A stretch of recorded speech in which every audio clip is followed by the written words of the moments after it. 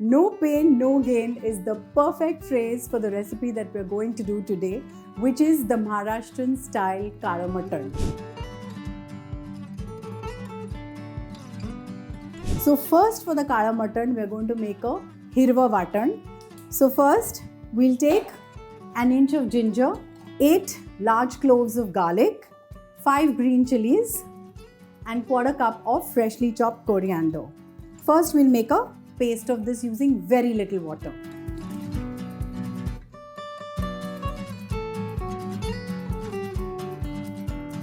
So here I've taken a kilo of mutton and I'm going to add a teaspoon of turmeric powder to this, some salt to taste, and this entire vatan. Don't leave even the tiniest bit of the vatap in the jar.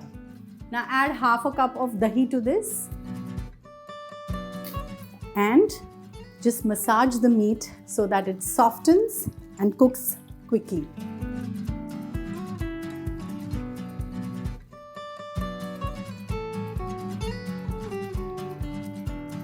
Now I'm going to let the mutton rest for an hour while we make the rest of our masalas.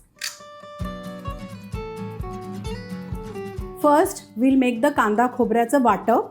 For that, I've taken half a dry coconut and I'm just going to place this on the fire directly. We got to roast this coconut till it's nice and charred. So usually in the village what they do is they just throw this coconut in the chulha where the food is getting cooked. So it just roasts so beautifully with that smoky flavor, you know.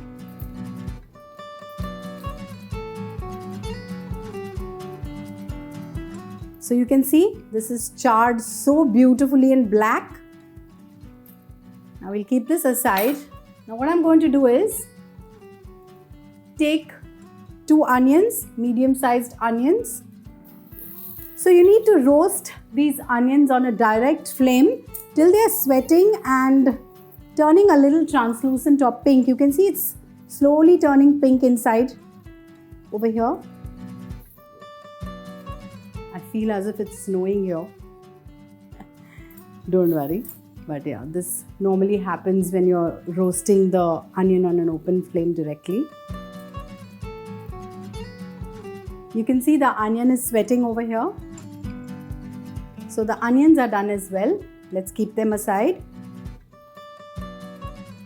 Now I'm going to roast 6 to 7 cloves of garlic directly on the flame, along with an inch of ginger. This don't roast it for more than a minute or two. Wait for this to cool down and then we're going to just chop this roughly and grind it into a fine paste along with some green chilies and fresh coriander.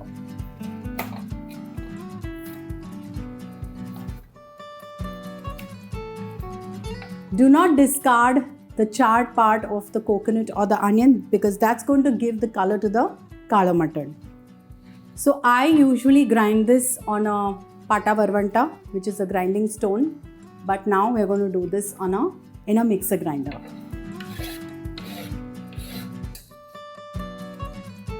We'll add the garlic, the ginger, green chilies. I'm adding about 4 green chilies and quarter cup of freshly chopped coriander, and I'll grind this to a fine paste using little water.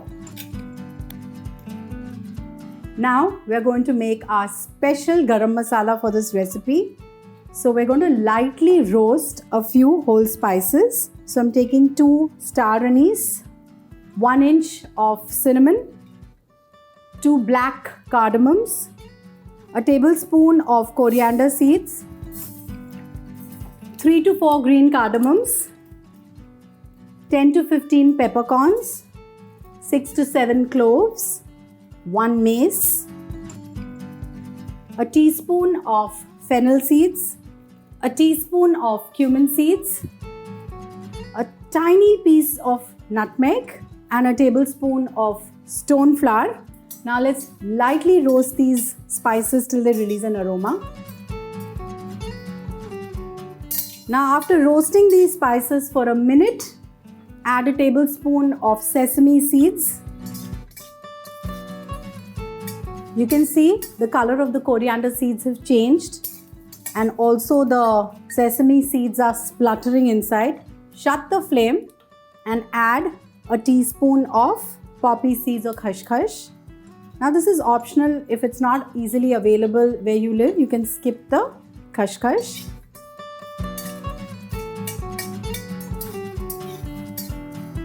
So if you roast the khus a little too much, it can become very bitter. So that's the reason why I've added the khus right at the end after shutting the flame, just giving it a little warmth so that it grinds well. Now let's grind this to a fine powder. Just cool it a bit before you grind this to a powder. So the special garam masala is also ready. The onion and the coconut butter is also ready. You can see how dark and black this is. So now we'll head on with the recipe. So now after resting the meat for an hour, we're going to boil it with 1 liter of water in pressure cooker, giving it 4 whistles or till it's done. I'm going to rinse this vessel with the water because I don't want to leave the marinade behind. Mix this well.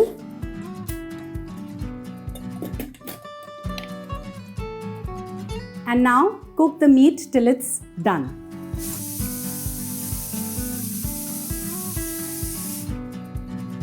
So after giving the mutton 4 whistles, shutting the flame and letting the pressure release, the mutton is ready to be cooked further. Now let's head with the gravy. So I'm going to heat half a cup of oil first. Once the oil is hot, add 2 medium-sized onions that are finely chopped. And just saute this till they are translucent and soft. The onions are soft. Now we'll add a teaspoon of ginger, garlic and coriander paste. Basically take equal amounts of ginger, garlic and coriander. This ginger, garlic, coriander paste can be made and stored in your refrigerator. So add a teaspoon of this and saute it for a minute.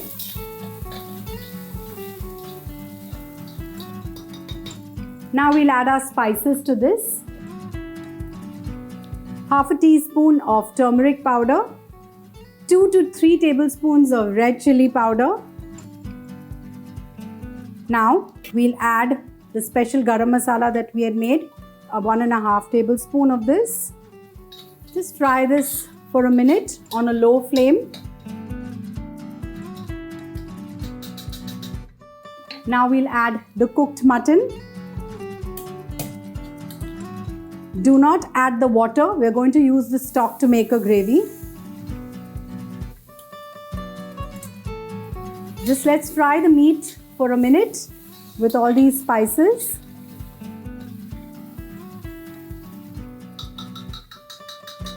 And now we'll add the onion and coconut paste.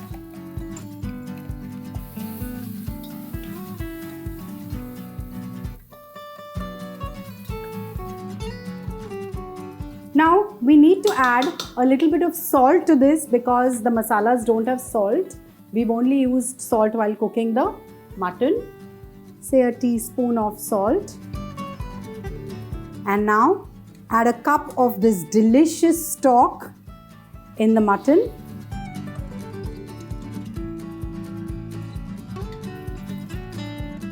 Mix this well.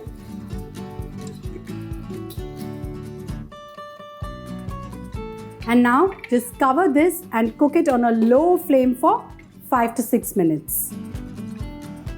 So what I'm going to do with this delicious stock is I'm going to serve this as a soup. It is also called arni. It goes very well with the kala mutton. So I'm just going to throw in some freshly chopped coriander in this and bring this soup to a boil, and we'll just simply serve this with the kala mutton.